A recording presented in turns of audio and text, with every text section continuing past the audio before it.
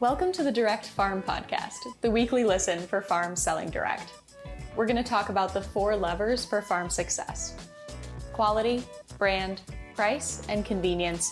We're going to hear from outside industry experts and producers like you in order to delight customers, to save time, and to grow your direct sales and business. We're glad you're here.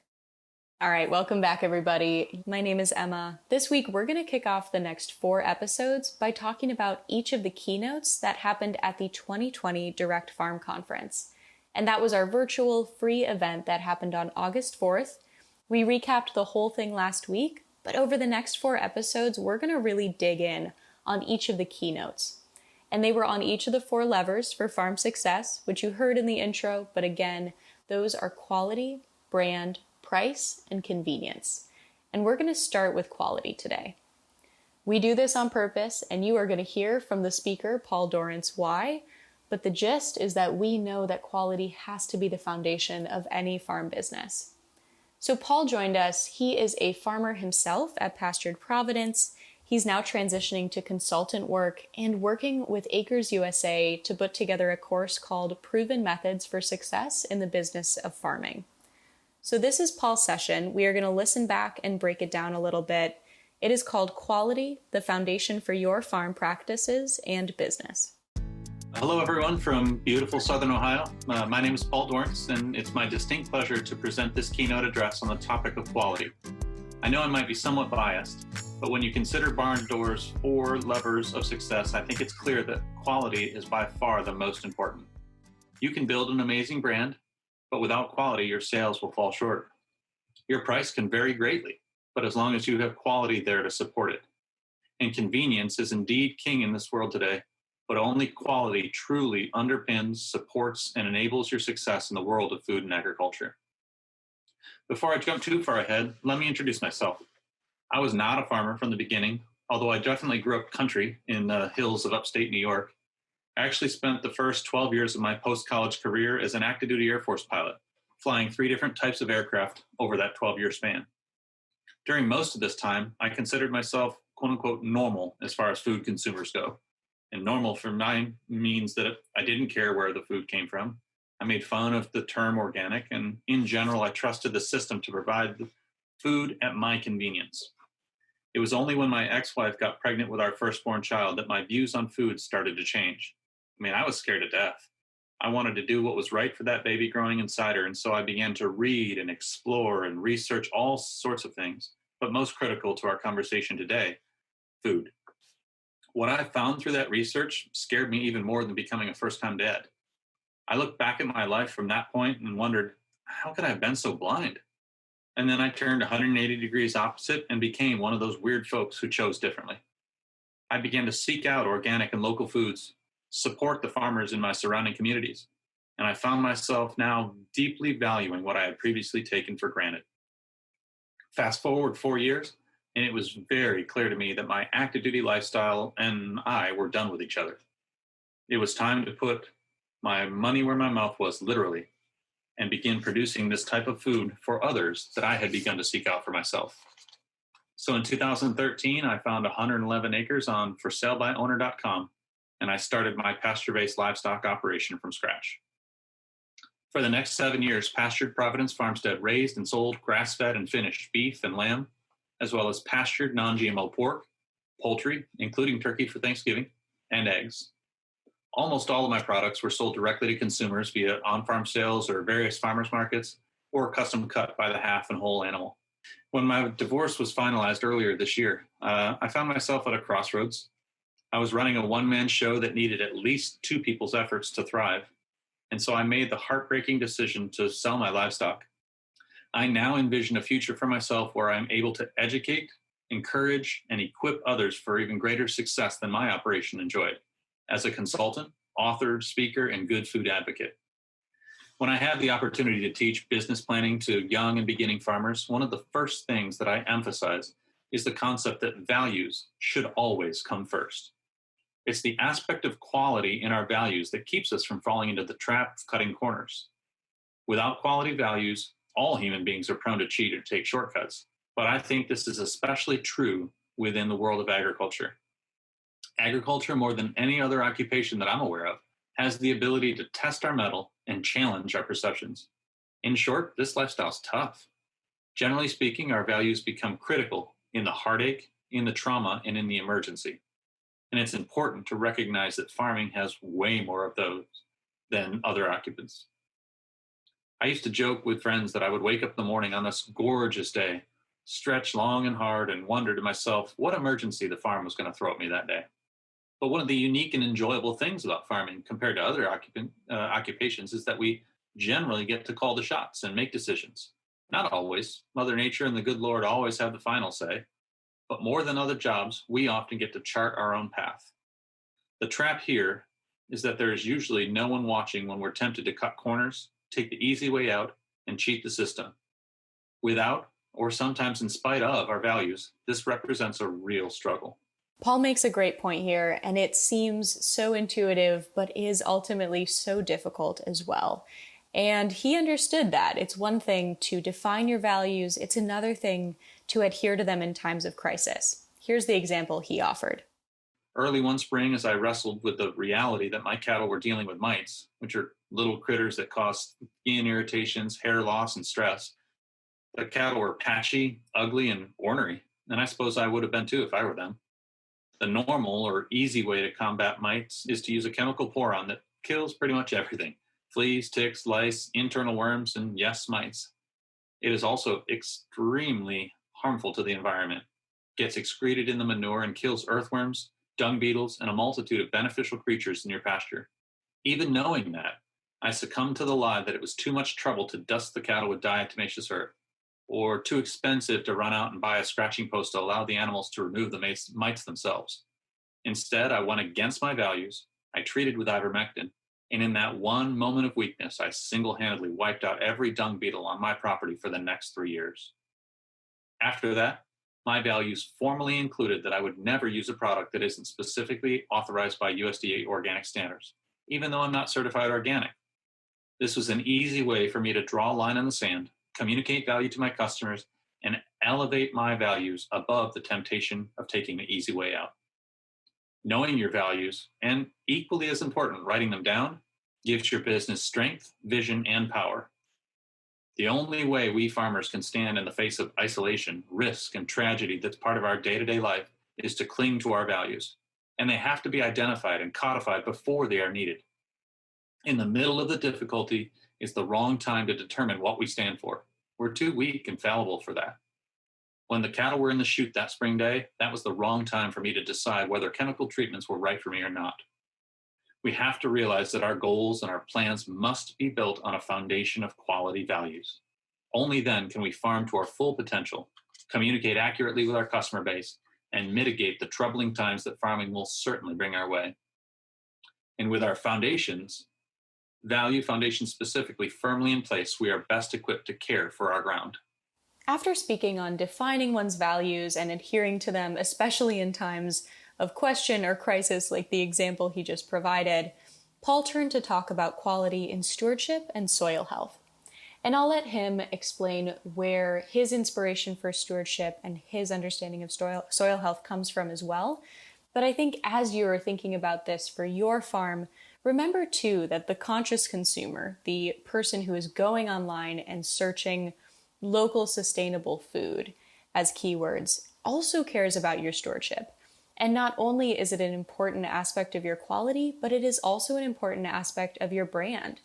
And so we saw with the Acres USA data that we were lucky to collect as part of the conference as well, that more farms were very deliberately defining their practices as sustainable, or if they were organic certified, advertising that. Just keep in mind that these stewardship practices are not only significant to your farm, but really significant to your buyers as well. Normally, we think that quality starts with products, but I think we need to think bigger than that. In fact, I actually think we need to think smaller than that. Before customer interactions come or products get listed for sale, quality starts beneath our feet. As farmers, we follow a high calling. When I describe this concept to myself and others, the words that I seem to gravitate towards are feel ancient or old world. Words like caretaker, steward, and partner. My tagline for the farmstead was that I partner with creation to produce healthy food. And I love that. So let's go back to the stewardship one and concentrate on that. By definition, the word stewardship means to be responsible for, maintain order, to look after, and to care for. Doesn't that sound like the force that drives us? Doesn't that sound like a concept that should be grounded on a foundation of quality? Quality stewardship practices result in good soil and imply an intimate relationship with our ground. And I know that might seem ephemeral, so let's take a look at what that looks like in practice. Obviously, there's lots of sources for this kind of guidance, but today I'm going to go to the good book and read from Mark 4, verses 3 through 8, which is the parable of the sower. The parable of the sower goes like this. Listen, a farmer went out to sow his seed. As he was scattering the seed, some fell along the path, and the birds came and ate it up. Some fell on rocky places, where it did not have much soil. It sprang up quickly because the soil was shallow.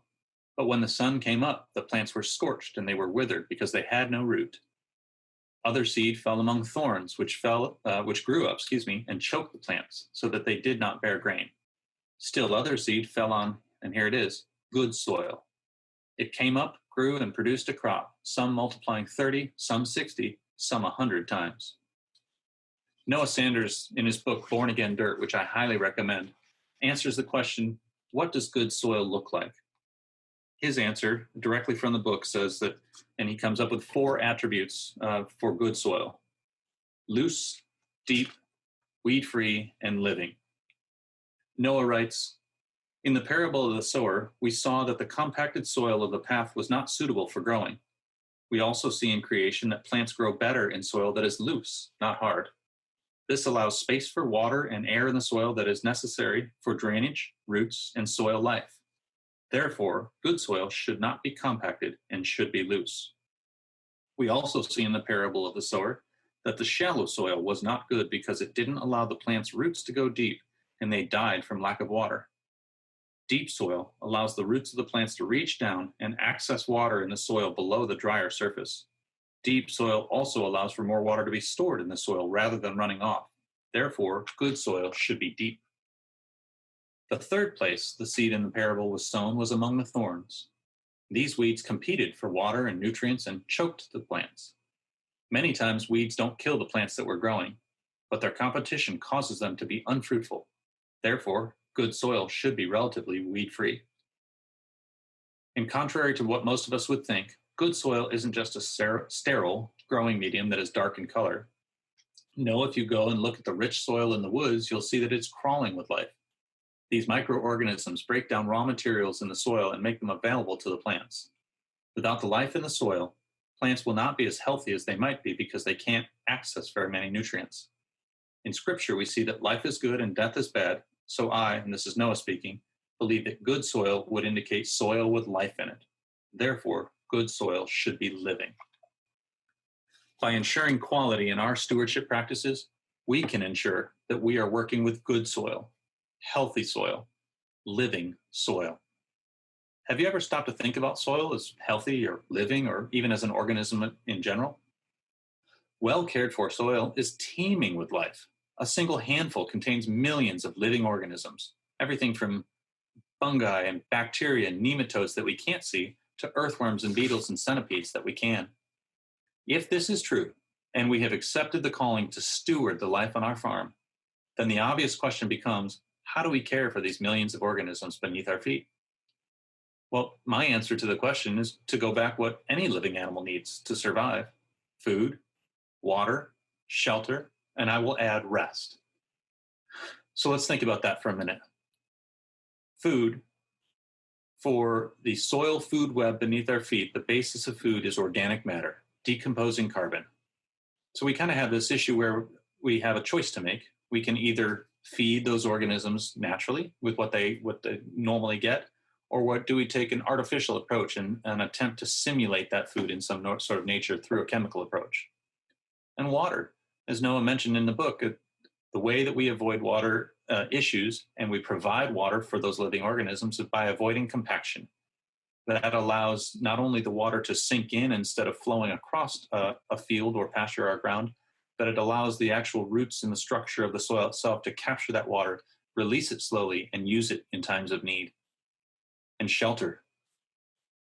We should strive to always have something growing at all times in our ground and avoid at all costs bare soil, whether that's perennial pasture, whether that's a cover crop or mulch. There are a multitude of ways that we can do that, but we need to provide shelter for the living organisms beneath our feet. And then finally, rest. We know rest is good for humans. I don't function very well without it, but it's also good for the land. We need to work in, within a normal crop rotation, a period of being fallow, whether that's a season or a year. In that fallow, that rest allows natural processes to take place which rejuvenate and energize the microorganisms in the soil. I believe ultimately resting our land counterintuitively allows land to be more productive than if we continue to push it in production. Ensuring quality soil allows us to pursue production of a quality product. On my farm, I ensure food, water, shelter, and rest for my soil using rotationally grazing perennial pasture. I like to call grass the original cover crop. Before cover crops were sexy, before no-till was a thing, there was grass. In fact, the grassland biome covers 30 to 40% of Earth's surface. Quality grass management offers a multitude of benefits. First and foremost, perennial pasture maintains and ensures constant roots in the soil at all times. I may harvest the top of a above surface, whether it's mechanical harvest via hay or harvest with the animals, but the root structure below ground, constant all the time, adjusting and correcting and growing, which, as we've already mentioned, captures and slows water across it. And it also provides a constant shelter for those organisms beneath the soil. Animal impact has a huge piece on my farm, which honestly kind of has a bad rap these days. And it's because normal animal impact, when viewed, adds to compaction, adds to negative disturbance. But animal impact in a rotational grazing scenario, not only do they manure and feed the animals directly, but they also smash down and crush what they don't eat, which increases carbon soil contact and accelerates the process of feeding the microbiome in the soil. And there is such a thing as beneficial disturbance. Hoof pressure in action almost, in some sense, tills and activates the soil beneath it, as long as it's not done over a long period of time, which comes to the third thing that I wanted to talk about, which is rotational grazing. Rotational grazing takes that beneficial animal impact and moves it across a certain piece of land, but does not allow the negative aspects of animal impact to take place.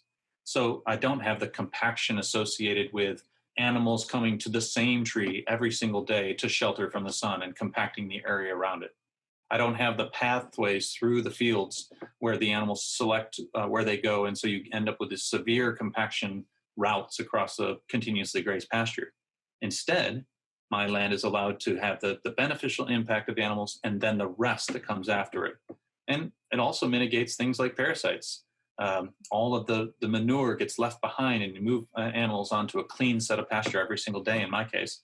And so you don't have that issue that I mentioned before where I had to fall prey to using chemical adjustments for parasites. Now, rotational grazing does that for me. After talking about stewardship and soil health, Paul turned his attention to talk about quality and products. And he talks both about the livestock he's raising, his end product being grass-fed beef, for example, but also in the forage that they're grazing on and how that directly impacts the quality of the end product. He gives a very cool example about a multi-species synergy that I want you to be listening for. We'll jump in there too. Next, I want to talk about diversity.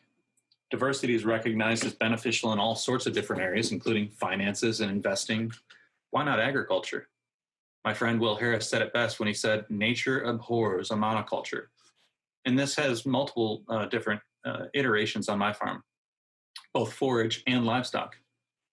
By having a diversity of forage species, I better utilize the grass by different animals. So my cattle will eat certain things, the sheep will eat something totally different. And so I'm able to better utilize my forage overall because of the diversity of species.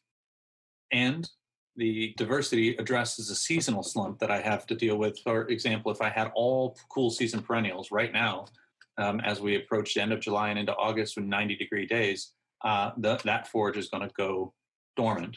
But because I have a wide diversity of forage types, I have warm season perennials that are coming up as well. So as the some plants go dormant, the others are just coming into their own. And so you have this concept of addressing seasonality and temperature differences and climatic issues with diversity of forage species. And then I also have a multi-species livestock operation, and those synergies are so cool to think about. I have a flurd where cattle and sheep, as you can see in this picture, are run together.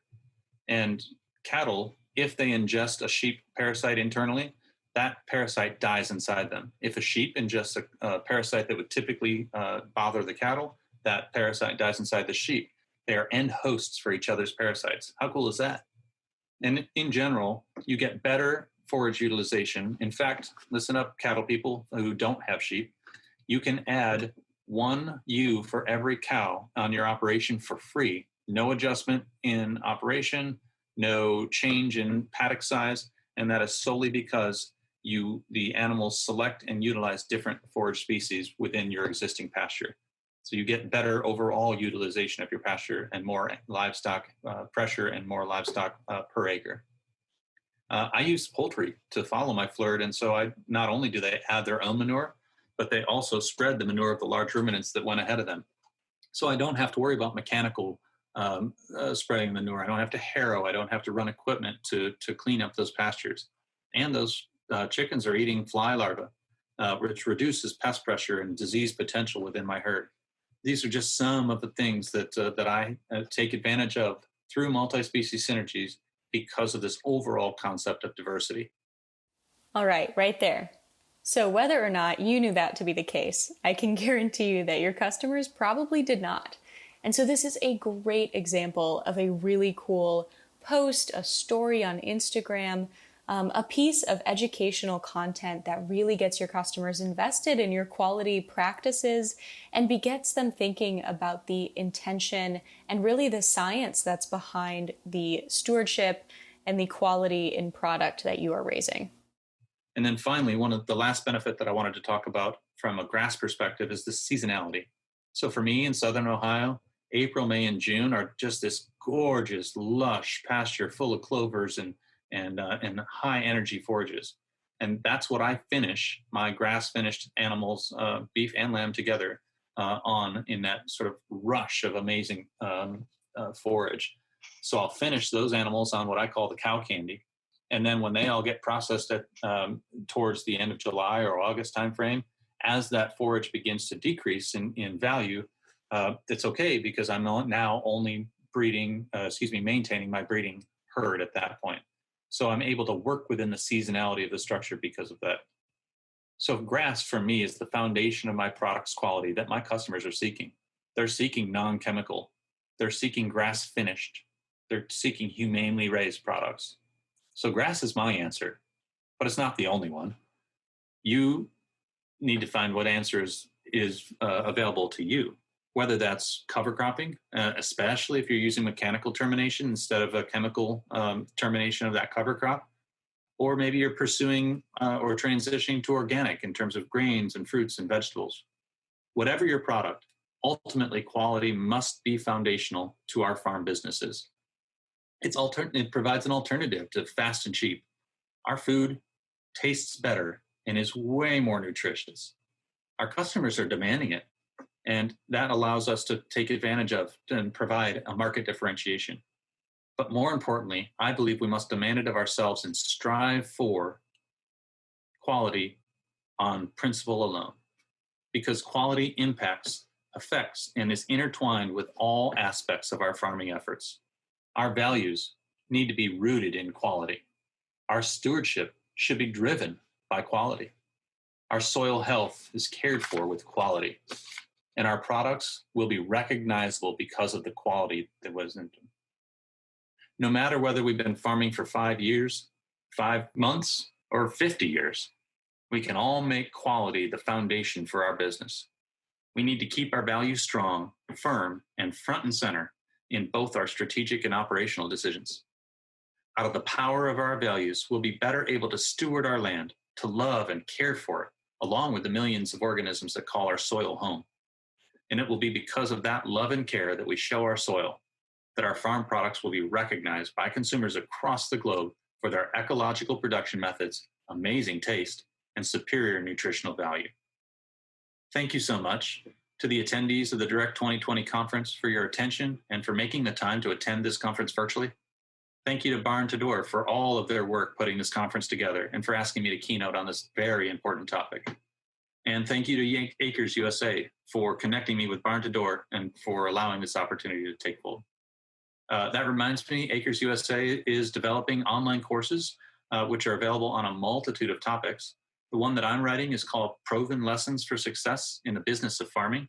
If you're looking to dig in more to the chemistry and the biology and geology of soil health, I would recommend going to acresusa.com. They have online courses like the one Paul is offering, as well as a library of books and other resources on soil health. They know what they're talking about.